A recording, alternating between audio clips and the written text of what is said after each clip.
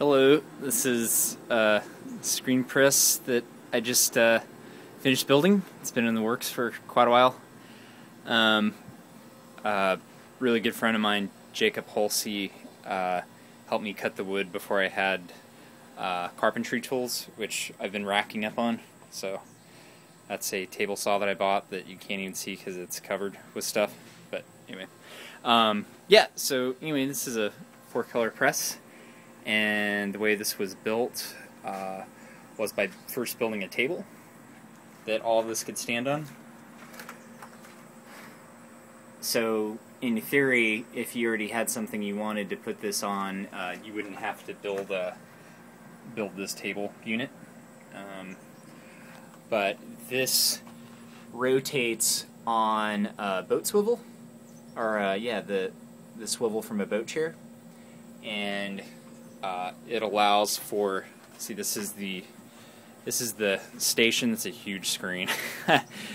So you could put this down, do your screen, lift it back up, rotate it to the next color. I can't rotate it because of the wall, but each of these represents an area for a screen to be held. Then once the screen reaches this point, the arm can drop into position and you can screen. So these are just arms that I cut out. I did kind of like a dovetail joint on the arms and set this top on it. The wood kind of unintentionally aged.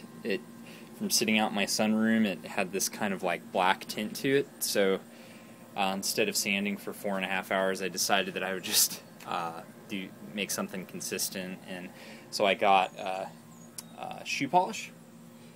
And then I rubbed it in over the top layers, so you have the bottom that's matched, and I've distressed it with different things like nails and chains and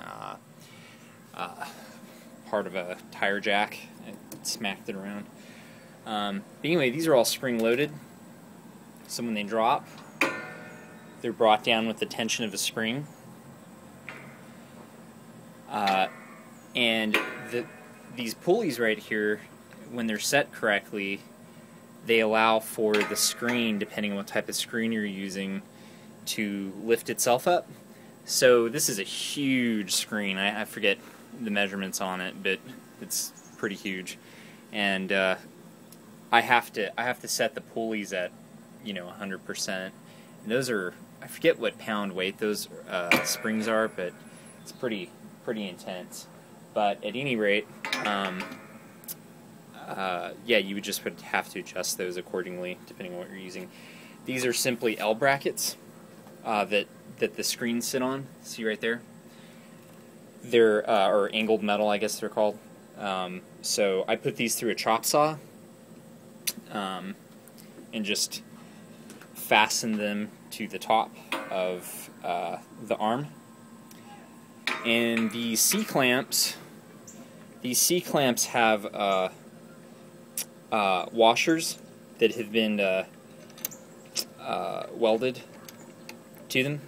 This allows for the to set pressure on the screen. If you notice, this is what actually keeps the screen in place. And a good friend of mine, Ethan Noakes, was kind enough to lend his helping hand on that. I think it's like a tack weld. I'm not sure, but anyway. So got that. That's pretty much it.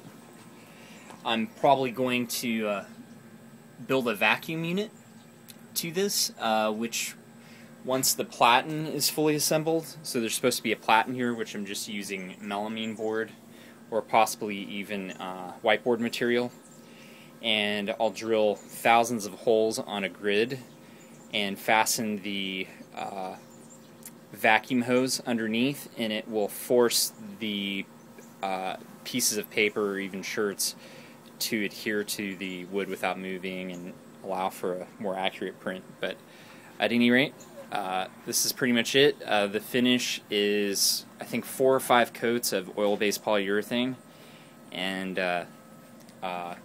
black shoe polish and some distressing, and that's pretty much it. Alright.